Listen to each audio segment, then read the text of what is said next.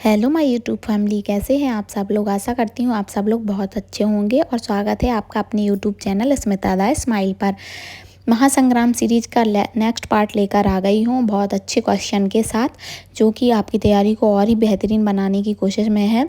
और आपकी तैयारी किस तरीके से चल रही है ये भी बताना मुझे, और आप आगे टॉपिक बाई टॉपिक पढ़ते जा रहे हैं कि नहीं। उसके बाद क्वेश्चन लगाना मोस्ट इम्पोर्टेंट है, और क्वेश्चन प्रैक्टिस करने से ही आपको पता चलेगा कि आपकी तैयारी सही डायरेक्शन में है और आप उसमें और उसको और भी अच्छा बना सकते हैं। और डेली आप 10-15 मिनट का टाइम निकालिए और सब्जेक्ट वाइज जितने भी सब्जेक्ट आने हैं सभी सब्जेक्ट के एमसीक्यूज़ ज़रूर लगाइए, क्योंकि समय बहुत कम बचा है और एमसीक्यूज़ लगाना बहुत ही ज़्यादा इम्पोर्टेंट हो गया है, क्योंकि उसी से पता चलेगा किस टाइप से क्वेश्चन आएंगे और वो आप उसको कैसे टेकल कर सकते हो, कैसे डील कर सकते हो उन क्वेश्चन को। तो चलिए बने रहिए एमसीक्यू सीरीज़ में और देखिए क्वेश्चन। आज के क्वेश्चन कुछ अलग ही तरीके के क्वेश्चन है और इनको आप बनाइए और बताइए कि कितने क्वेश्चन आपसे बन पाए हैं, कितने नंबर आपके आए हैं। इस तरीके से ही क्वेश्चन आपके एग्ज़ाम में भी आएंगे, तो अगर आप इनको डील कर पा रहे हैं सही तरीके से तो उनको भी कर लेंगे। इससे हटके कुछ नहीं जाने वाला। क्वेश्चन ऐसे ही तो होते हैं, यहीं से तो क्वेश्चन लेंगे, कहाँ से क्वेश्चन लेंगे। तो चलिए आगे बढ़ते हैं, सीरीज को आगे बढ़ाते हैं और आप क्वेश्चन बनाइए कितने बन पा रहे हैं आपसे। MMR वैक्सीन की डोज क्या होती है। MMR वैक्सीन की जो डोज है वो कितनी डोज ली जाती है, इसमें ये पूछा गया है। 0.5 ml, 1 ml, 0.1 ml या 1.5 ml। तो सबसे पहले तो MMR का फुल फॉर्म होगा measles mumps rubella. Measles mumps rubella. तो इसमें कितनी ml वैक्सीन की डोज ली जाती है। तो इसका राइट आंसर होगा ऑप्शन ए, 0.5 ml की वैक्सीन ली जाती है। ठीक है, तो इसका राइट आंसर ऑप्शन ए होगा। ठीक है, नेक्स्ट क्वेश्चन पे बढ़ते हैं। एक बच्चे में अकल डाँढ़ें आना कब शुरू हो जाती हैं। जो बोलते हैं ना कि मेरी अकल डाँढ़ निकल रही है, इस तरीके से बोला जाता है, जो कि बाद में ही आती हैं। तो ये पूछा गया है कि कब आना शुरू होती हैं। तो 10 से 14 वर्ष, 17 से 21 वर्ष, 20 से 25 वर्ष और 6 से 10 वर्ष। तो इसका वैसे राइट आंसर 18 से 25 वर्ष होगा, पर इसमें ऑप्शन में 20 से 25 दिया गया है, तो 20 से 25 वर्ष ही होगा। ठीक है, ऑप्शन सी। तो आप लोगों को ये दांतों के बारे में थोड़ा सा क्लियर कर दें, थोड़ा सा डिटेल में बता दें इसके बारे में कि क्या क्या कैसे कैसे दांत आते हैं। तो सबसे पहले जो 4 दांत आते हैं, 4 ऊपर के और 4 नीचे के जो सामने वाले दांत होते हैं, सबसे पहले आते हैं, इनको इंसीजर बोला जाता है। इंसीजर हैं जो 8 दांत आते हैं, 4 ऊपर के और 4 नीचे के, जो काटने के काम आते हैं। फिर दूसरे नंबर पे जो आते हैं वो होते हैं कैनाइन, जो चीरने और फाड़ने के काम आते हैं, जो 4 होते हैं। दोनों साइड एक एक दांत होते हैं और दोनों साइड नीचे एक एक दांत, यानी 4 टोटल दांत होते हैं। उसके बाद जो तीसरे नंबर पर दांत आते हैं उनको प्रीमोलर कहते हैं, यानी कि अग्र चवाड़ा। ठीक है, और वो 8 दांत होते हैं। और जो लास्ट के दांत आते हैं चौथे नंबर पे, जो 12 दांत होते हैं, मोलर यानी चवाड़ा, टोटल जो डाढ़ें होती हैं, ठीक है, वो 12 होती हैं। इन्हीं में से 12 जो लास्ट 4 होते हैं, इनको ही अकल डाढ़ या विस्डम टीथ बोलते हैं। विस्डम टीथ भी बोलते हैं। ठीक है, इन्हीं को विस्डम टीथ भी बोलते हैं। जो लास्ट में 4 आते हैं उन्हीं को बोला जाता है विस्डम टीथ।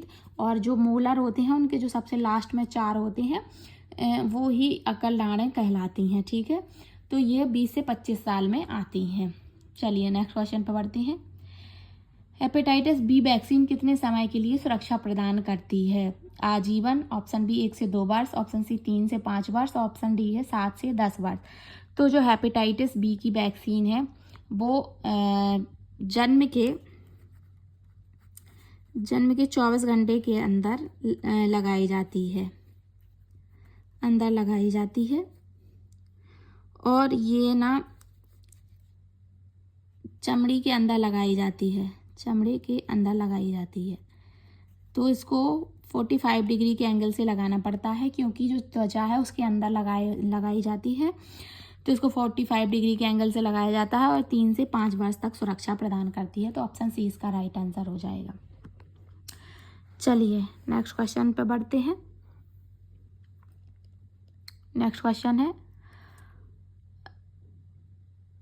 मैक्रोसोमिया का क्या मतलब है? मैक्रोसोमिया का क्या मतलब है? बड़े आकार का बच्चा, बड़े आकार के सिर वाला बच्चा, गुणसूत्रों की संख्या बढ़ जाना, या उपापचय दर में वृद्धि। तो मैक्रोसोमिया जो है उसका राइट आंसर होगा ऑप्शन ए, बड़े आकार का बच्चा। बड़े आकार का बच्चा यानी कि जिसकी जो वजन में 4 kg से ज़्यादा हो, जिसका वजन, ठीक है, और हाइट भी ज़्यादा हो, तो उसको मैक्रोसोमिया कहा जाता है। ठीक है, और जो बड़े आकार के सिर वाला होते हैं उसे मैक्रोसेफला कहा जाता है। मैक्रोसेफला को बड़े सिर वाले बच्चा कहा जाता है। ठीक है, और जो मैक्रोसोमिया होता है उसे बड़े आकार का बच्चा कहा जाता है, जो वजन में भी 4 किलो से ज़्यादा होता है जिसका वजन, और हाइट भी ज़्यादा होती है, तो उसको मैक्रोसोमिया कहा जाता है। ठीक है, नेक्स्ट क्वेश्चन, एक जन्मजात में हीमोग्लोबिन की कितनी मात्रा होती है? एक नवजात में जो छोटा बच्चा जो पैदा होता है उसमें हीमोग्लोबिन की कितनी मात्रा पाई जाती है? 10 से 12 ग्राम, 12 से 14 ग्राम, 14 से 16 ग्राम और 16 से 18 ग्राम।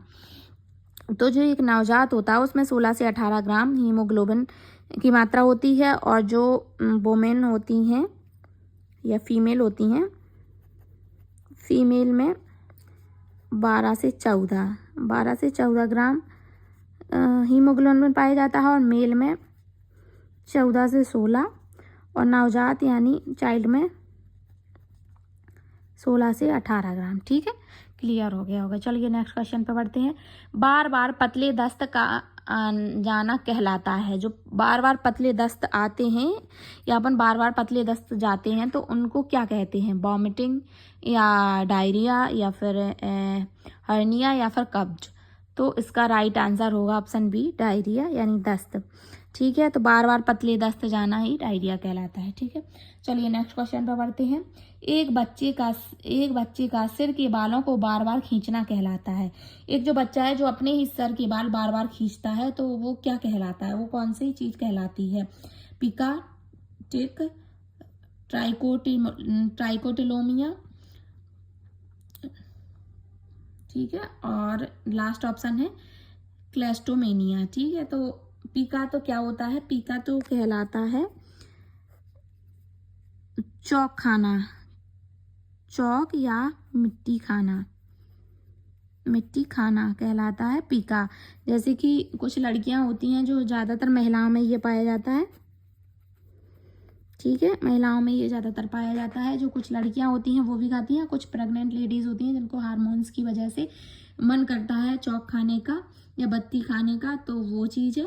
पर जो सिर के बाल बार बार खींचता है बच्चा उसको कहते हैं ट्राइकोटिलोमेनिया। ठीक है, ट्राइकोटिलोमेनिया कहते हैं उसको, जो बच्चा खुद अपने सर के बाल बार बार खींचने लगता है। चलिए नेक्स्ट क्वेश्चन पे बढ़ते हैं। नेक्स्ट क्वेश्चन है, बच्चों में आयरन की कमी से होने वाला एनीमिया होता है। जो बच्चे हैं उनमें जो आयरन की कमी से जो एनीमिया होता है उसको क्या कहते हैं? Megaloblastic anaemia, microcytic hypochromic anaemia, haemolytic anaemia या आनुवांशिक एनीमिया। तो जो हीमोलाइटिक एनीमिया है ये भी आनुवांशिक एनीमिया ही है, और जो आनुवांशिक एनीमिया है वो तो आनुवांशिक है ही, और इसमें पूछा गया है आयरन की कमी से होने वाला एनीमिया।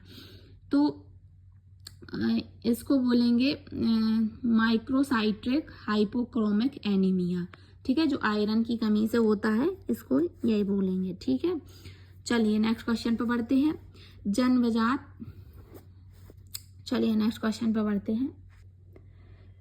जन्मजात हाइपोथायरॉयडिज्म की वजह से हो सकता है बोनापन, माइक्सेडेमा, कुशिंग सिंड्रोम, उपरोक्त सभी। तो जो है जन्मजात हाइपोथायरॉयडिज्म है वो बोनेपन से होता है। ठीक है, उसमें बोनापन होता है। कौन सा घटक मानव दूध में नहीं होता है? जो मानव दूध होता है उसमें कौन सा घटक नहीं होता है? कैल्शियम, विटामिन डी, IgA और मैग्नीशियम। ठीक है। तो जो मानव दूध होता है उसमें विटामिन डी बहुत कम मात्रा में पाया जाता है, इसलिए माना जाता है कि इसमें विटामिन डी नहीं होता है। विटामिन डी की कमी पाई जाती है और जो कैल्शियम की गोलियां दी जाती हैं उसी में विटामिन डी भी इंक्लूड रहता है। चलिए, कौन सी बीमारी कुपोषण में जानलेवा हो सकती है? जो 4 ऑप्शन दिए गए हैं इनमें से कौन सी बीमारी है जो कुपोषण में जानलेवा हो सकती है? Option A tetanus, option B anemia, option C खसरा, ऑप्शन डी पोलियो। ऐसी कौन सी बीमारी है जो कुपोषण में जानलेवा हो सकती है? तो इसका राइट आंसर होगा ऑप्शन सी खसरा। खसरा एक ऐसी बीमारी है जो जानलेवा हो सकती है। चलिए नेक्स्ट क्वेश्चन पे बढ़ते हैं। नवजात की अवधि कितनी होती है? जो नवजात बोला जाता है बार बार कि नवजात नवजात, तो नवजात कितने एज तक के बच्चे को बोला जा सकता है? ऑप्शन ए 1 साल की आयु तक के बच्चे को नवजात बोल सकते हैं, ऑप्शन बी 1 से 14 साल की आयु के बच्चे को बोल सकते हैं, ऑप्शन सी जीवन के पहले 28 दिन को, और ऑप्शन डी 28वें दिन से 1 साल तक के बच्चे को नवजात बोल सकते हैं। तो अभी तक ये पता नहीं रहता है बट बोल देते हैं नवजात, बार बार वर्ड यूज होता है, पर इसका राइट आंसर है ऑप्शन सी जीवन से के पहले 28 दिन, यानी जब जन्म होता है, जन्म से जो 28 दिन का पीरियड होता है उसको नवजात कहते हैं। लगभग मान लीजिए 1 मंथ के बेबी को नवजात बोल सकते हैं। चलिए नेक्स्ट क्वेश्चन है, सामान्यतः नवजात जीवन के प्रथम सप्ताह में कितना वजन होता है? जो नवजात होता है वो जीवन के प्रथम सप्ताह में कितना वजन होता है? इसका मतलब ये पूछा गया है कि जब बच्चा होता है तो उसका जो वेट रहता है और उस टाइम के वेट के अकॉर्डिंग जो 1 सप्ताह हो जाता है, 1 वीक का टाइम बीत चुका होता है, उस पर कितना वजन कम हो जाता है बच्चे का। तो जन्म पर वजन का 1% कम होता है, जन्म पर वजन का 10% कम होता है, जन्म पर वजन का 5% कम होता है, या फिर जन्म पर वजन का 20% कम हो जाता है। तो यानी कि जब बच्चा मान लो 4 किलो का हुआ, ठीक है, 4 किलो का बच्चा हुआ तो 1 सप्ताह बाद वो 10% वजन खो देता है, यानी कि 10% खो देगा तो 0.4 kg वजन खो देगा वो, ठीक है। तो उसका वेट हो जाएगा 3.6 kg, तो इतना 10% वजन का लॉस हो जाता है। चलिए, ये वीडियो का लास्ट क्वेश्चन था और ऐसे ही सीरीज को आगे बढ़ाते रहेंगे और नए नए क्वेश्चन लाते रहेंगे। आप बस बने रहिए और क्वेश्चन की प्रैक्टिस करते रहिए। जितनी प्रैक्टिस करेंगे उतनी ही आपकी तैयारी में इम्प्रूवमेंट होगा, क्योंकि क्वेश्चन और प्रैक्टिस करना ही मोस्ट इम्पोर्टेंट रह गया है, लास्ट टाइम चल रहा है। जितनी प्रैक्टिस करोगे, मोर देन प्रैक्टिस बहुत ही ज़्यादा काम आएगी आपके लास्ट टाइम में। तो और आपको क्वेश्चन पूछने के तरीके का भी पता लग जाएगा। तो इस तरीके से आप बने रहिए, ऐसे ही नई नई क्वेश्चन लेकर मैं आती रहूँगी और आप अपने फ्रेंड्स के साथ भी शेयर करिए सीरीज जो इस एग्ज़ाम में इन्वॉल्व होने वाले हैं और अदर कोई कॉम्पिटिटिव एग्ज़ाम में भी इन्वॉल्व होने वाले हैं, तो उनको भी शेयर करिए और वीडियो को लाइक करिए, चैनल को सब्सक्राइब करिए। और आपके लिए ऐसे ही क्वेश्चन मैं लेकर आती रहूँगी, तो आप इंतज़ार करते रहिए और चैनल पर सब्सक्राइब करके बेल आइकन ज़रूर दबाइए ताकि नोटिफिकेशन टाइम टू टाइम आपको मिलता रहे।